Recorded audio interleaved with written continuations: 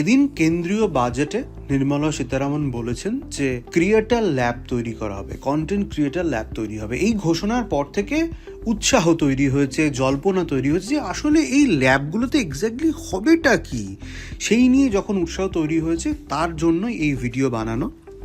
এবং আপনাদের একটু বিস্তারিত বলি তাহলে যে বিষয়টা কি। যত দিন এগোচ্ছে নতুন ধারায় পড়াশোনা এগোচ্ছে, যারা শিল্প মনস্ক, ডিজিটাল দুনিয়ায় নিজেদের শিল্পের সাক্ষাৎ রাখতে চায়, মানে স্বাক্ষর রাখতে চায় বেসিক্যালি, তাদের জন্য এবার এগিয়ে আসবে সরকার।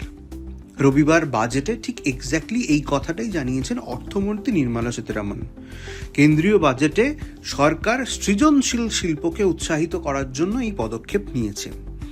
অর্থমন্ত্রী জানিয়েছেন যে সারা দেশে 15,000 স্কুল এবং 5,000 কলেজে কন্টেন্ট ক্রিয়েটর ল্যাব তৈরি করা হবে।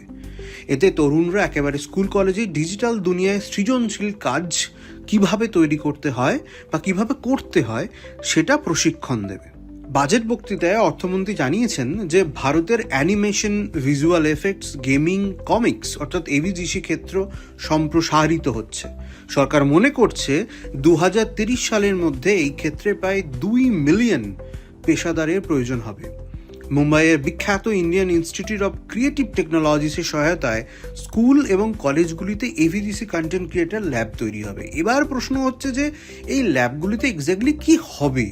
এই ল্যাবগুলিতে প্রথাগত প্রশিক্ষণ দেওয়া হবে, ডিজিটাল স্টোরি টেলিংয়ে সাহায্য করবে। এছাড়া যারা গেম ডিজাইন করতে আগ্রহী বা ভিজুয়াল এফেক্ট নিয়ে কাজ করতে চায় তাদেরও সাহায্য করবে এই নতুন ল্যাব ও প্রশিক্ষণ। সরকারের ধারণা এই প্রশিক্ষণ তরুণদের শিক্ষার পাশাপাশি কর্মসংস্থান এবং উদ্যোক্তা হওয়ার নতুন সুযোগ প্রদান করবে। এছাড়াও কর্মসংস্থানের ওপর কৃত্রিম বুদ্ধিমত্তার অর্থাৎ এআই এর মতো বিষয়ে জোর দেওয়া হয়েছে। এর জন্য প্রয়োজনীয় দক্ষতার উপর গবেষণা করা হবে। অর্থাৎ এত যে কনফিউশন, এটা ক্লিয়ার হলো তো যে এই ল্যাবগুলিতে এক্স্যাক্টলি ঠিক কী হবে। আরও বিভিন্ন ইনফরমেটিভ ভিডিও জানার জন্য ফলো করুন, সাবস্ক্রাইব করুন অর্পণ অ্যাঙ্গেল।